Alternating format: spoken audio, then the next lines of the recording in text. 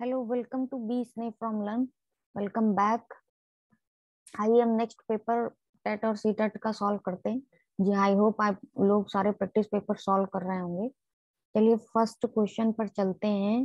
पहला क्वेश्चन क्या कहता है, बिना टाइम वेस्ट किए केवल क्वेश्चन पे बात करते हैं। जितने भी टॉपिक होंगे क्वेश्चन से रिलेटेड वो सब पढ़ाए जाएंगे। अब टाइम बहुत कम बचा हुआ है, इसलिए ज्यादा से ज्यादा क्वेश्चंस टाइप करना और ये सब चीजें इतनी प्रॉपर नहीं हो पाएंगी। बस ये है कि रिवाइज एक तरीके का होगा, केवल आपको सुनना है वीडियो, जिससे कि आपको कॉन्सेप्ट क्लियर होगा कि आपने जो जो पढ़ा है वो आपको पूरी तरह से समझ में आया है कि नहीं आया है। वो चीजें आपको क्लियर होंगी, तो इसको देखते रहिएगा वीडियो। चलिए आगे बढ़ते हैं फर्स्ट क्वेश्चन की तरफ। एक शिक्षक प्रश्न पत्र बनाने के बाद यह जांच करता है कि प्रश्न परीक्षण के विशिष्ट उद्देश्यों की परीक्षा ले रहे हैं। वह मुख्य रूप से प्रश्न पत्र की या के बारे में चिंतित है।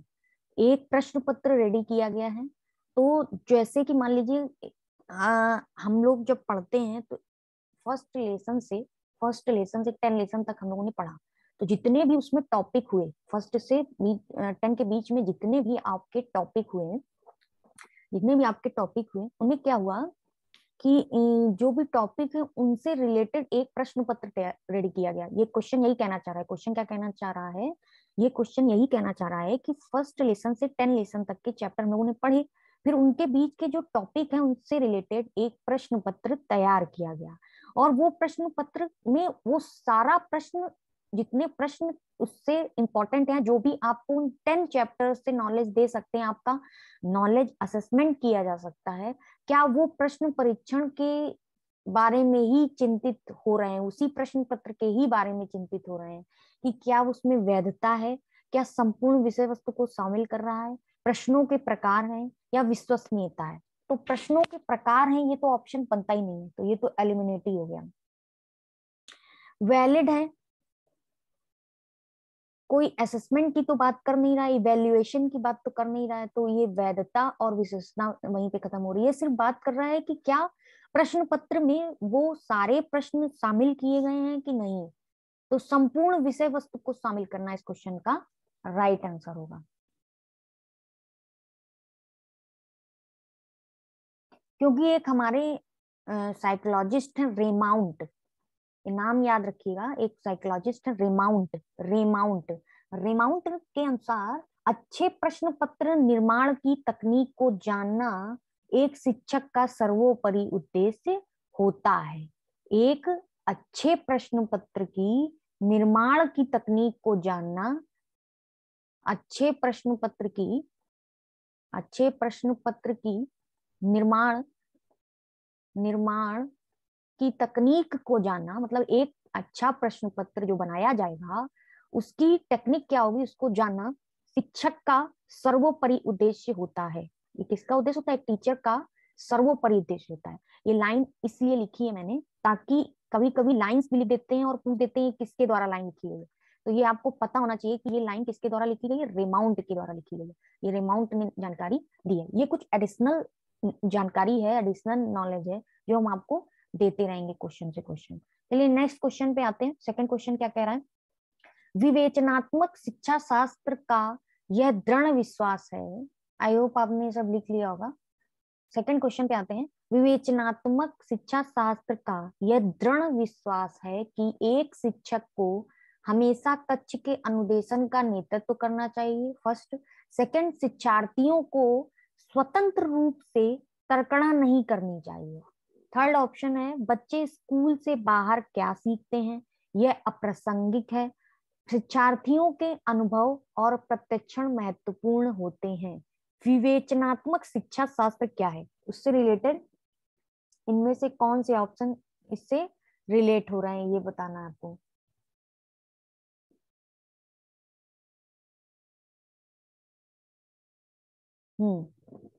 एक शिक्षक हमेशा कक्षा के अनुदेशन का नेतृत्व करना चाहिए, ये ऑप्शन एलिमिनेट होता है। स्वतंत्र रूप से तर्कना नहीं, बच्चे स्कूल से बाहर क्या सीखते हैं ये इरिलेवेंट है, ये भी नहीं है। फोर्थ ऑप्शन इसका, शिक्षार्थियों के अनुभव और प्रत्यक्षण महत्वपूर्ण होते हैं, ये विवेचनात्मक शिक्षा शास्त्र में कहा गया है। ये क्वेश्चन आ सकता है, इसीलिए बताया गया है। विवेचनात्मक शिक्षा शास्त्र क्या होती है? मौलिक परिणामों को व्यक्त करने की एक मानसिक क्रिया होती है। क्या होती है विवेचनात्मक शिक्षा शास्त्र? मौलिक परिणामों को व्यक्त करने की मानसिक प्रक्रिया है।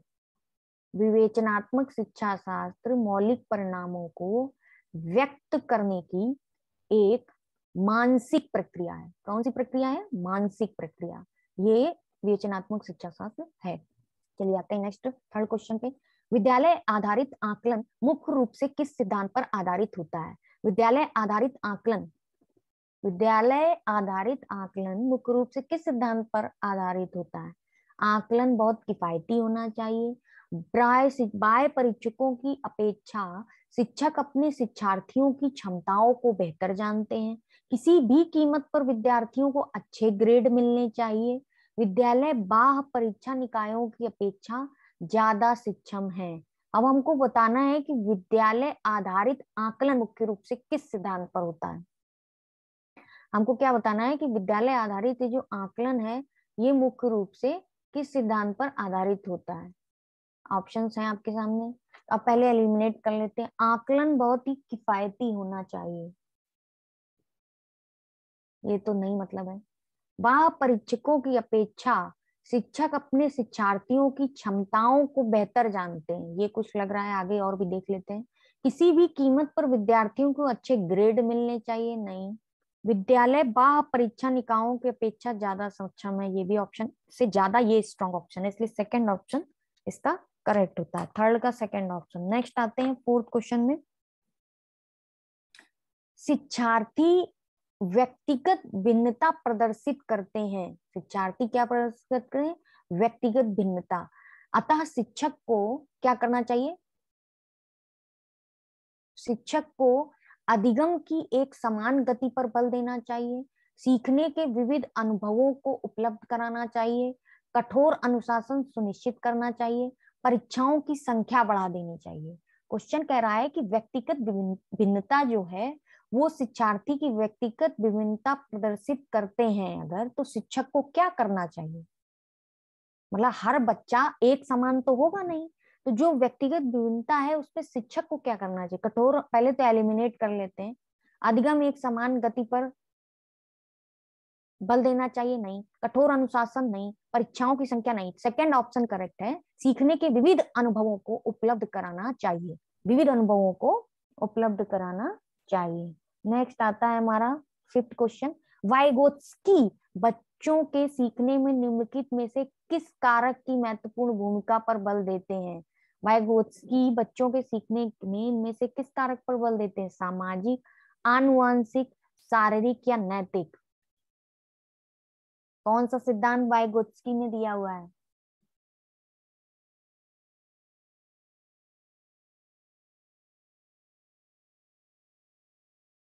वाइगोत्स्की ने आनुवांशिक, शारीरिक तो नहीं दिया, एलिमिनेट हो गया। नैतिक भी नहीं दिया। सामाजिक अधिगम का सिद्धांत वाइगोत्स्की ने दिया हुआ है। वाइगोत्स्की के अनुसार बच्चों को सीखने में सामाजिक कारण की महत्वपूर्ण भूमिका होती है। उनके अनुसार करके सीखना निष्क्रिय रूप से सीखने की अपेक्षा, करके सीखना या निष्क्रिय रूप से सीखने की अपेक्षा व्यवहारिक तथा रचनात्मक ढंग से सीखना अधिक उपयुक्त है। व्यवहारिक तथा रचनात्मक ढंग से सीखना अधिक उपयुक्त है। नेक्स्ट आते हैं सिक्स क्वेश्चन पे। इसका ऑप्शन ने बता दिया, फर्स्ट करेक्ट है। फिफ्थ का सिक्स क्वेश्चन पे आते हैं। एक शिक्षिका अपने शिक्षार्थियों की विभिन्न अधिगम शैलियों को संतुष्ट करने के लिए वैविध्यपूर्ण कार्यों का उपयोग करती है। एक शिक्षिका अपने शिक्षार्थियों की विभिन्न अधिगम शैलियों को संतुष्ट करने के लिए वैविध्य पूर्ण कार्यों का उपयोग करती है। वह किससे प्रभावित है? विभिन्न अधिगम शैलियों की बात हो रही है। पियाजे के संज्ञानात्मक विकास के सिद्धांत से, कोहलबर्ग के नैतिक विकास के सिद्धांत से, गार्डनर के बहुबुद्धि सिद्धांत से, या वाइगोत्स्की के सामाजिक सांस्कृतिक सिद्धांत से। विभिन्न अधिगम शैलियां इनमें से किसमें आती हैं? वाइगोत्स्की के सामाजिक सिद्धांत में, पियाजे के उसमें नहीं आती। विभिन्न अधिगम शैलियां जो आती है वो गार्डनर का बहुबुद्धि सिद्धांत है, उसमें उसमें जो है विविध प्रकार की जो अधिगम शैलियां हैं उनका समावेश होता है। किसमें? गार्डनर के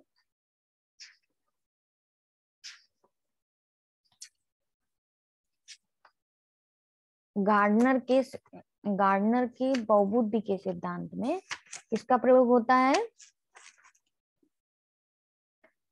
अधिगम, विभिन्न अधिगम शैली का। हार्वर्ड गार्डनर ने बहुबुद्धि का सिद्धांत दिया। पहली बात तो अब यही याद रखिए कि हार्वर्ड गार्डनर ने क्या दिया है? बहुबुद्धि का सिद्धांत दिया है। आइए इनको इसको थोड़ा सा और देख लेते हैं, इसको थोड़ा सा और देख लेते हैं कि क्या बोला है। यहाँ अब ये स्पेस है ना, इस पे लिख के आपको बताते हैं, तो नोट कर लीजिएगा। हार्वर्ड गार्डनर ने क्या बोला है? हार्वर्ड गार्डनर ने विभिन्न अधिगम शैली का अधिगम था, उसमें विभिन्न अधिगम शैली के बारे में पूछा था ना, उसमें विभिन्न अधिगम शैली के बारे में बताया था। आ जाते हैं हम इस पे। हार्वर्ड गार्डनर ने, ये पढ़ा होगा, एक बार रिवाइज कर लीजिएगा सुन के। हार्वर्ड गार्डनर ने बुद्धि बुद्धि को 7 प्रकार में बताया। कितने प्रकार में बताया हार्वर्ड गार्डनर ने बुद्धि को? 7 प्रकार में। हार्वर्ड गार्डनर ने बुद्धि को 7 प्रकार में बताया। यानी अगर 7 प्रकार हैं तो ये अधिगम की विभिन्न शैलियां हो गई। विभिन्न शैलियां हो गई, अलग अलग तरीके की अधिगम की विभिन्न शैलियां हो गई। ये भी शब्द में हम कह सकते हैं कि अधिगम की विभिन्न शैली भी इसको बोल सकते हैं। इसको अधिगम की विभिन्न शैली भी बोल सकते हैं इसको, हार्वर्ड गार्डनर के बुद्धि के सिद्धांत को।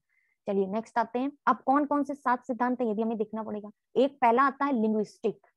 पहला आता है लिंग्विस्टिक, जो अच्छा बोल सकता है। लिंग्विस्टिक मतलब जो अच्छा बोल सकता है, उसमें लिंग्विस्टिक आते हैं। जैसे स्पीच, स्पीच क्या हुआ? लिंग्विस्टिक में हुआ, जो अच्छा बोल सकता हो। इनके अंडर में एग्जाम्पल में क्या आ जाएंगे? पॉलिटिशियन। जो पॉलिटिशियन बनते हैं ना, वो लिंग्विस्टिक होते हैं। कौन क्या होते हैं? ऐसे भी क्वेश्चन पूछ देता है, काइनेटिक किस में आते हैं। तो ये हार्वर्ड गार्डनर के सिद्धांत पर बेस्ड है। तो ये पॉलिटिशियन आते हैं इनके अंडर में। अब सेकंड आता है हमारा लॉजिकल। सेकंड क्या आता है? लॉजिकल। पहली हो गई लिंग्विस्टिक, सेकंड हो गई लॉजिकल। लॉजिकल होता है चीजों को सोचने की क्षमता।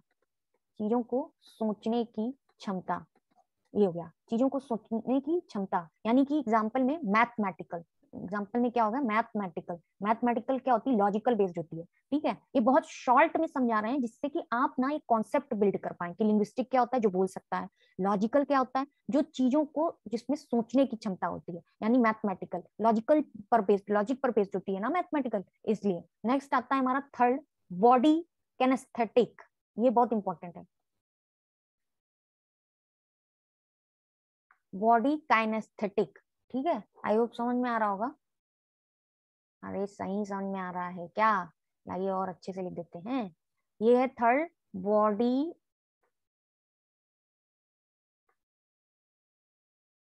कैनेस्थेटिक। ठीक है, ये थर्ड हो गया। इसमें क्या होता है? सर्जन। इसका एग्जांपल क्या है? सर्जन।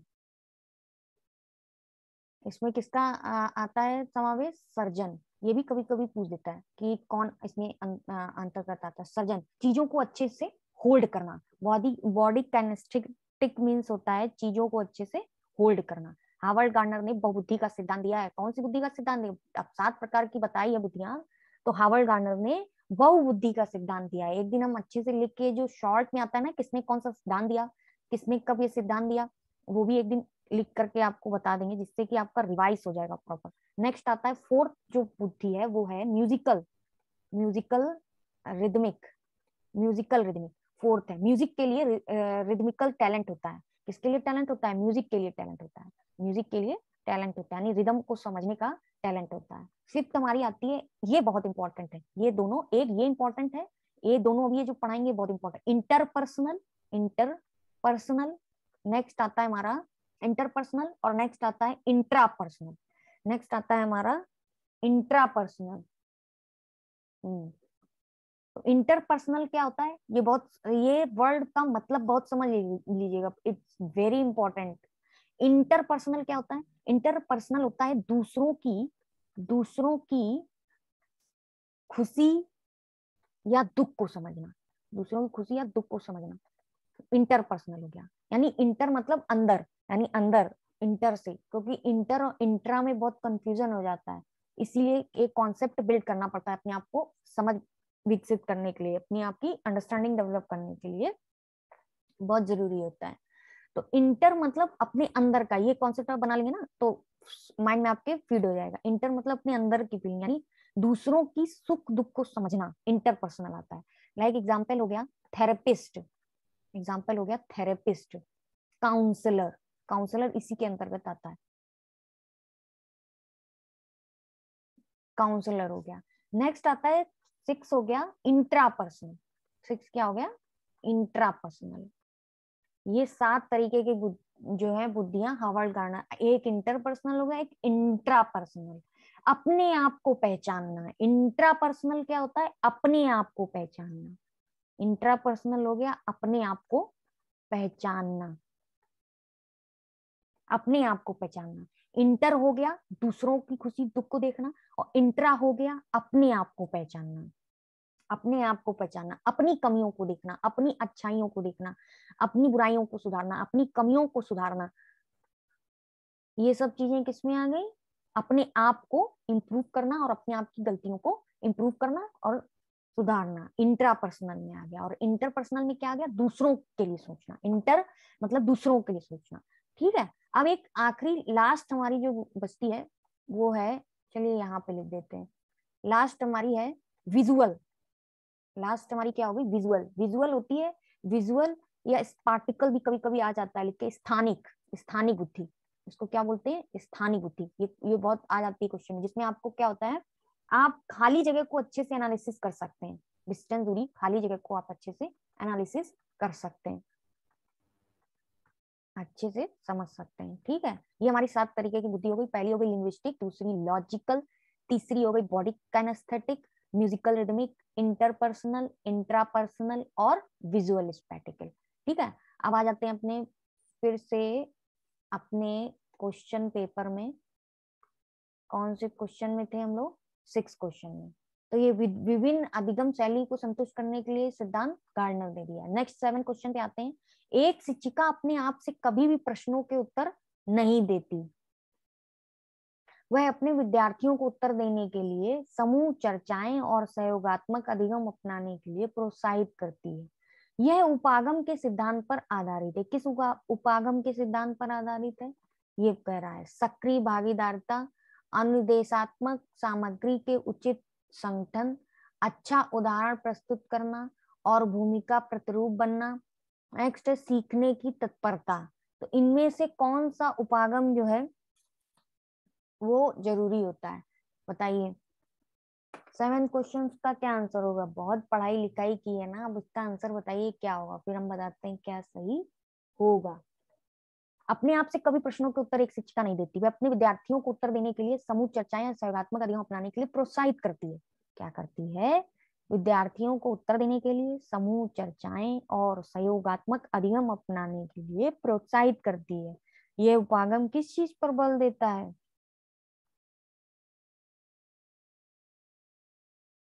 एक्टिव पार्टिसिपेशन का, सक्रिय भागीदारिता का। किसका उदाहरण है, एक्टिव पार्टिसिपेशन का, राइट। नेक्स्ट आते हैं 8 क्वेश्चन में। निम्न में कौन सा शिक्षक से संबंधित अधिगम को प्रभावित करने वाला कारक है, शिक्षक से संबंधित अधिगम को प्रभावित करने वाला कारक कौन सा है, ये पूछा है। विषय वस्तु में प्रवीणता, विषय वस्तु में प्रवीणता, बैठने की उचित व्यवस्था, शिक्षण अधिगम संसार उपलब्धता, और विषय वस्तु या अधिगम की प्रकृति। इसमें क्या होगा ऑप्शन, ये बताना है आपको। विषय वस्तु में प्रवीणता होनी चाहिए शिक्षक में, तभी तो शिक्षक उस विषय को पढ़ा पाएगा, उस विषय को कर पाएगा। शिक्षक से संबंधित अधिगम क्या होगा, सबसे इनमें से सबसे महत्वपूर्ण है विषय वस्तु की में प्रवीणता। नेक्स्ट आते हैं 9 क्वेश्चन में। राज्य स्तर की एक एकल गान प्रतियोगिता, ये क्या है, प्रतियोगिता, प्रतियोगिता के लिए विद्यार्थियों को समय एक विद्यालय क्या करता है, अली इसमें जो दिख नहीं रहा है ना वो हम आपको बोल देते हैं, इससे आपको क्वेश्चन समझ में आ जाएगा। राज्य स्तर की एक एकल गायन प्रतियोगिता, एकल गायन प्रतियोगिता के लिए विद्यार्थियों को तैयार करते समय एक विद्यालय लड़कियों को क्या करता है, वरीयता देता है, लड़कियों को वरीयता देता है। ये क्या दर्शाता है? लैंगिक पूर्वाग्रह, वैश्विक प्रवृत्तियां, प्रयोजनात्मक उपागम या प्रगतिशील चिंतन।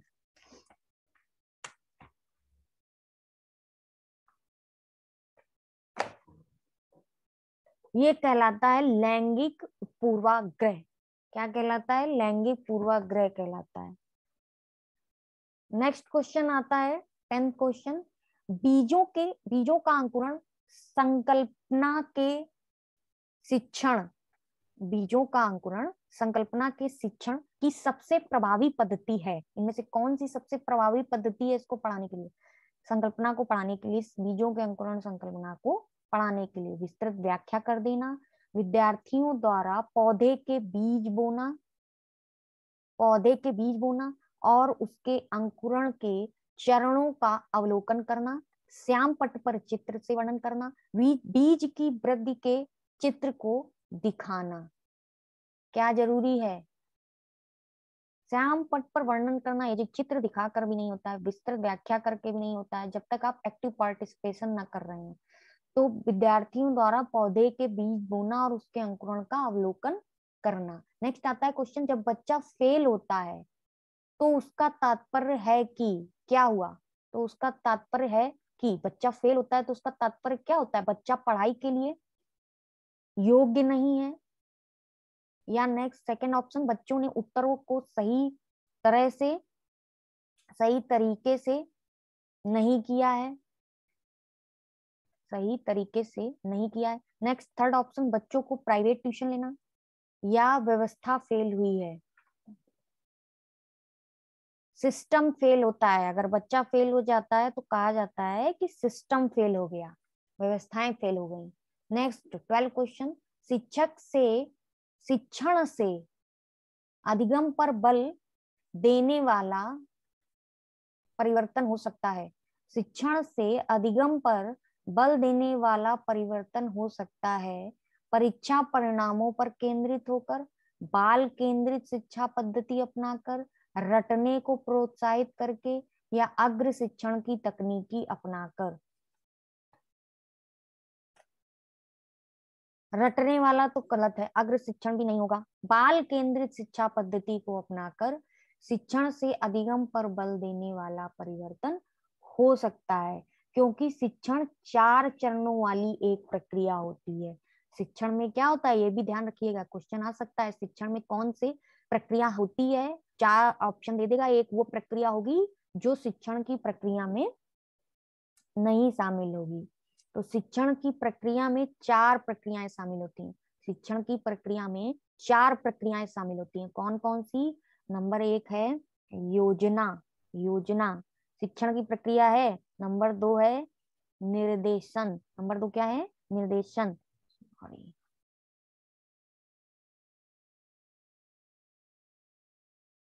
पहला हो गया प्लानिंग, दूसरा हो गया इंस्ट्रक्शन, थर्ड हो गया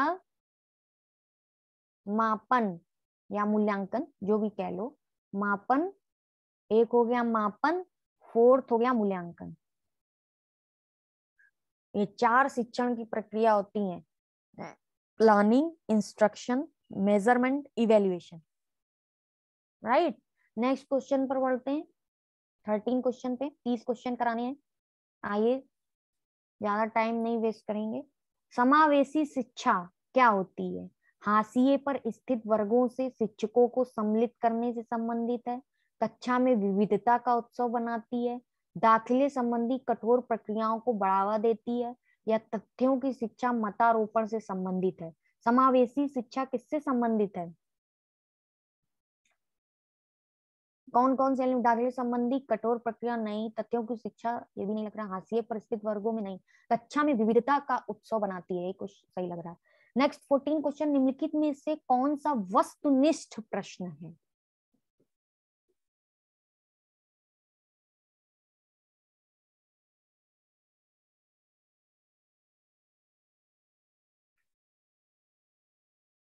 वस्तुनिष्ठ प्रश्न कैसे होते हैं, पहले तो यही समझो। वस्तुनिष्ठ प्रश्न वे होते हैं जो पूर्वाग्रह से मुक्त होते हैं। पहले तो यही समझो। वस्तुनिष्ठ प्रश्न पूर्वाग्रह से मुक्त होते हैं और क्या होता है इनमें, तथा ये प्रायः संक्षिप्त उत्तर के रूप में प्रायः पूछे जाते हैं। संक्षिप्त उत्तर के रूप में प्रायः पूछे जाते हैं, संक्षिप्त उत्तर के रूप में प्रायः पूछे जाते हैं। तो इसमें कौन सा निबंधात्मक प्रश्न, अब जब संक्षिप्त है तो निबंधात्मक आएगा नहीं, लघुत्तरात्मक भी नहीं आएगा, मुक्त भी नहीं आएगा। सत्य और असत्य वाले क्वेश्चन जो होंगे बिल्कुल संक्षिप्त होते हैं। तो वस्तुनिष्ठ प्रश्न उसी का आंसर होगा। नेक्स्ट आता है 15 क्वेश्चन, निम्नलिखित में से कौन सी प्रगतिशील शिक्षा की विशेषता है?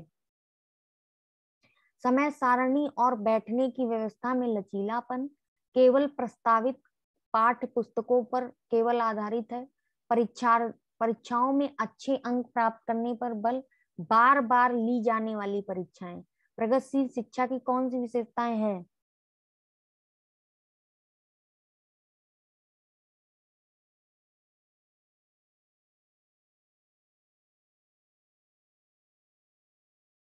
समय सारणी और बैठने की व्यवस्था में लचीलापन प्रगतिशील शिक्षा की विशेषता होती है, क्योंकि यह शिक्षा यह बताती है कि शिक्षा बालक के लिए है, ना कि बालक शिक्षा के लिए। शिक्षा क्या है? ना कि बालक शिक्षा के लिए।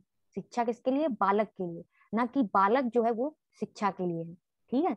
यह शिक्षा का एक ऐसा वातावरण तैयार करती है जिसमें शिक्षार्थियों को सामाजिक विकास प्राप्त करने का अवसर मिलता है। नेक्स्ट आते हैं 16 क्वेश्चन में। पियाजे के संज्ञानात्मक विकास के चरणों के अनुसार इंद्रिय गामक अवस्था किसके साथ संबंधित होती है? सामाजिक मुद्दों से सरोकार, ये तो नहीं होती है। अनुकरण, स्मृति और मानसिक निरूपण, तार्किक रूप से समस्या समाधान की योग्यता, विकल्पों के निर्वचन और विश्लेषण करने की योग्यता।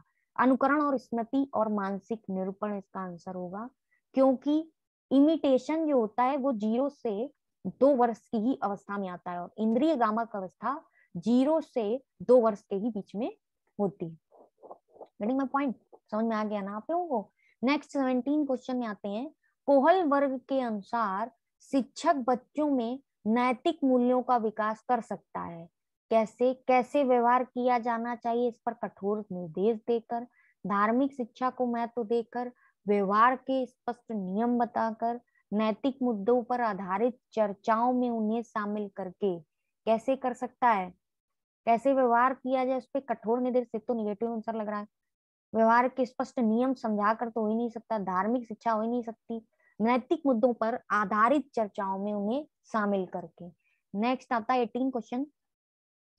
छोटे शिक्षार्थियों को कक्षा कक्ष में समवयस्कों के साथ अंतः क्रिया के लिए प्रोत्साहित करना चाहिए।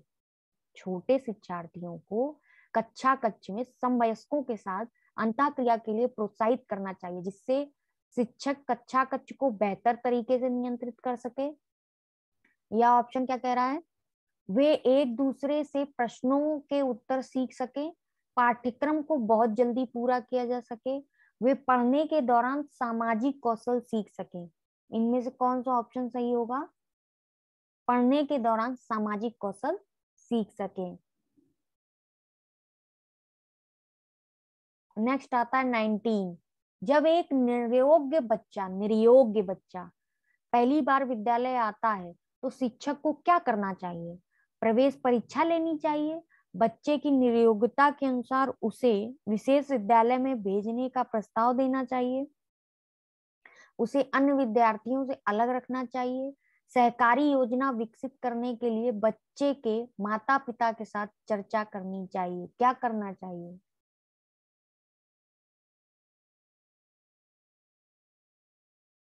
विद्यार्थियों से अलग रखना चाहिए, प्रवेश परीक्षा तो एलिमिनेट हो गया, सहयोगी सहकारी योजना विकसित करने के लिए बच्चे के माता पिता के साथ नहीं, ये भी नहीं है, सेकेंड ऑप्शन इसका करेक्ट होता है। नेक्स्ट आता है 20 क्वेश्चन। प्रायः शिक्षार्थियों की त्रुटियां किसकी ओर संकेत करती हैं? शिक्षार्थियों की त्रुटियां यानी गलतियां, शिक्षार्थियों के सामाजिक आर्थिक स्तर पर, वे कैसे सीखते हैं, यांत्रिक अभ्यास की आवश्यकता पर, नेक्स्ट है सीखने की अनुपस्थिति पर। कैसे सीखते हैं बच्चे? यांत्रिक अभ्यास की आवश्यकता से त्रुटियों की ओर संकेत करती है। निम्नलिखित में से कौन सी समस्या समाधान की वैज्ञानिक पद्धति का पहला चरण है? ये क्वेश्चन जरूर आता है। वैज्ञानिक पद्धति के चरण कौन कौन से होते हैं?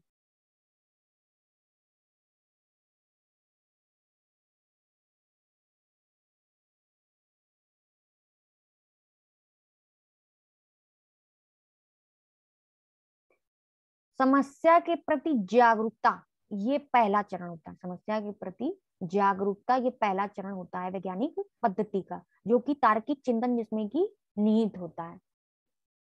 नेक्स्ट 22 क्वेश्चन, मानव व्यक्तित्व परिणाम है। मानव व्यक्तित्व परिणाम है केवल आनुवंशिकता का, पालन पोषण और शिक्षा का, आनुवंशिकता और वातावरण की अंतःक्रिया का, केवल वातावरण का। तो केवल मानव व्यक्तित्व जो होता है उसमें आनुवंशिकता भी आती है और वातावरण भी आता है, दोनों की अंतःक्रिया पर बेस्ड होता है। नेक्स्ट आता है 23 क्वेश्चन, शिक्षण अधिगम प्रक्रिया में व्यक्तिगत रूप से ध्यान देना महत्वपूर्ण है। क्यों महत्वपूर्ण है? बच्चों की विकास दर भिन्न होती है, वे भिन्न तरीकों से सीख सकते हैं, शिक्षार्थी हमेशा समूहों में ही बेहतर सीखते हैं। और ऑप्शन देख लेते हैं इसके। अरे बाप रे, तो बहुत ही कट गया है।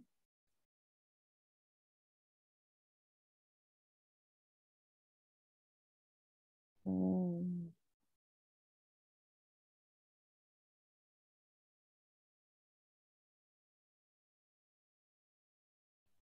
पहले इसके आगे वाले क्वेश्चन कर लेते हैं, वो भी क्वेश्चन। अच्छा जूम है क्या? हम्म,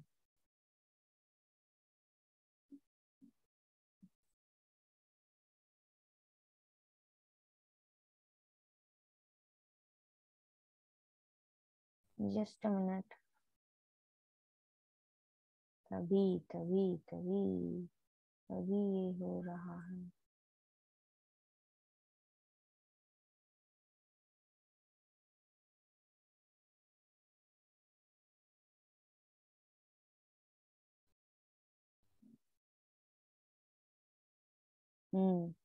आ गया आ गया आ गया। वही हम भी कह रहे हैं, आइए। क्या कह रहा है कि शिक्षक प्रशिक्षण कार्यक्रमों में ही बताया गया है, इससे प्रत्येक शिक्षार्थी को अनुशासित करने के लिए शिक्षकों को बेहतर अवसर मिलते हैं। क्वेश्चन हमारा क्या कह रहा था कि शिक्षण अधिगम प्रक्रिया में व्यक्तिगत रूप से ध्यान देना महत्वपूर्ण है। क्यों महत्वपूर्ण है ये पूछा गया है। क्या? ताकि बच्चे की विकास दर भिन्न होती है और वे भिन्न तरीकों से सीख सकते हैं, इसलिए जरूरी है। 24 क्वेश्चन में आते हैं, निम्नलिखित में से कौन सा सीखने के क्षेत्र से है?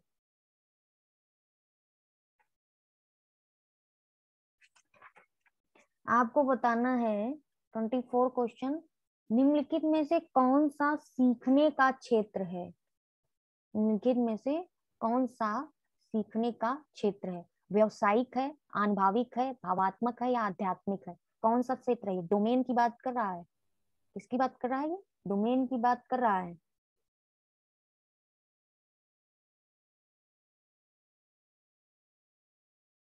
आनुभविक जो है तरीका, वो सीखने का क्षेत्र है। क्यों? क्योंकि अनुभव के द्वारा ही हमारे मौलिक व्यवहारों में परिवर्तन होता है। 25 क्वेश्चन में आते हैं, जब बच्चा कार्य करते हुए ऊबने लगता है तो ये इस बात का संकेत है कि बच्चे को क्या किया गया है? अनुशासित करने की जरूरत है।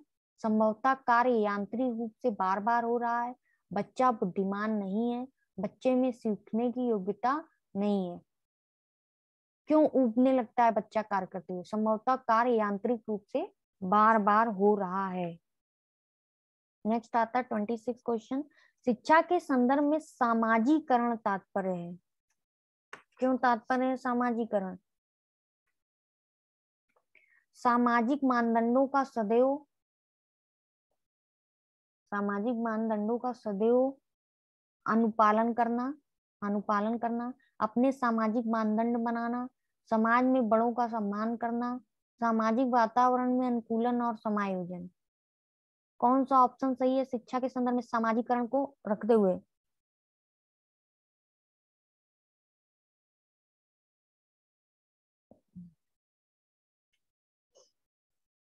सामाजिक वातावरण में अनुकूलन और समायोजन रखना।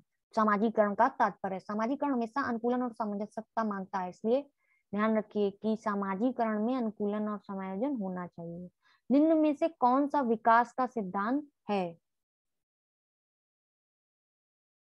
27 क्वेश्चन, कौन सा विकास का सिद्धांत है? विकास की सभी प्रक्रियाएं अंतः संबंधित नहीं है, सभी की विकास दर समान नहीं होना चाहिए, विकास हमेशा रेखीय होता है, यह निरंतर चलने वाली प्रक्रिया नहीं है। इनमें सब में नहीं लगाए तो ये क्या होगा? गलत होगा, क्योंकि ये सारे सही होते हैं। विकास हमेशा रेखीय होता है, विकास हमेशा रेखीय होता है, ये भी सही नहीं। सेकंड ऑप्शन सही है। विकास दर सबका समान नहीं होता है, देखिए बहुत कंफ्यूजिंग क्वेश्चन है। विकास दर का सिद्धांत कौन सा है? सभी प्रक्रियाएं अंतर संबंधित नहीं, अंतर संबंधित है, ये गलत हो गया। सभी की विकास दर समान नहीं होती है, ये सही है, सभी की विकास दर समान नहीं होती है। रेखीय होता है, नहीं, हमेशा रेखीय नहीं, हमेशा रेखीय नहीं होता, निरंतर चलने वाली प्रक्रिया, इसलिए भी गलत है। विकास दर सबकी समान नहीं होती, इसका ऑप्शन सेकंड सही होगा। 28 क्वेश्चन पे आते हैं। मानव विकास को क्षेत्रों में विभाजित किया जाता है, मानव विकास को किन किन क्षेत्रों में विभाजित किया जाता है ये बताना है आपको। शारीरिक, आध्यात्मिक, संज्ञानात्मक, शारीरिक, संज्ञानात्मक, संवेगात्मक, सामाजिक, संवेगात्मक, संज्ञानात्मक, आध्यात्मिक और सामाजिक, मनोवैज्ञानिक, मनोवैज्ञानिक, संज्ञात्मक, संवेगात्मक और शारीरिक। कौन सा इसमें ऑप्शन सही होगा? मानव विकास को मनोवैज्ञानिक, ध्यान रखिएगा, मनोवैज्ञानिक, संज्ञानात्मक, संवेगात्मक और शारीरिक में ही बांटा जाना चाहिए। नेक्स्ट आते हैं 29 क्वेश्चन में। एक शिक्षिका पाठ्य पुस्तक और फल सब्जियों के कुछ चित्रों का प्रयोग करती है और अपने विद्यार्थियों से चर्चा करती है कि विद्यार्थी इस जानकारी को अपने पूर्व ज्ञान से जोड़ते हैं और पोषण की संकल्पना को सीखते हैं। ये उपागम किस पर आधारित है? मतलब एक फल सब्जियों के कुछ चित्र का प्रयोग कर रही है और अपने विद्यार्थियों से पूछती है कि जानकारी को अपने पूर्व ज्ञान से जोड़ें, तो ये किस पर आधारित है? ज्ञान के निर्माण पर, अधिगम के शास्त्रीय अनुबंधन पर, पुनर्बलन पर, अधिगम के सक्रिय अनुबंधन पर। ज्ञान के निर्माण पर। जब बच्चे की दादी उसे उसकी माँ की गोद से लेती है तो बच्चा रोने लगता है, ये किस कारण से होता है? योग दुश्चिंता के कारण से, सामाजिक दुश्चिंता से, संवेगात्मक दुश्चिंता से, अजनबी दुश्चिंता से? संवेगात्मक दुश्चिंता से, क्योंकि वो संवेग है, रोना एक तरीके का क्या है? संवेग है, इसलिए संवेगात्मक दुश्चिंता से ये होता है। इस तरीके से 30 क्वेश्चन आपके पूरे हो चुके हैं, इनको पढ़ लीजिएगा, प्रैक्टिस कर लीजिएगा। चैनल को सब्सक्राइब करिए भाई, क्या करना है। चलिए, थैंक यू सो मच।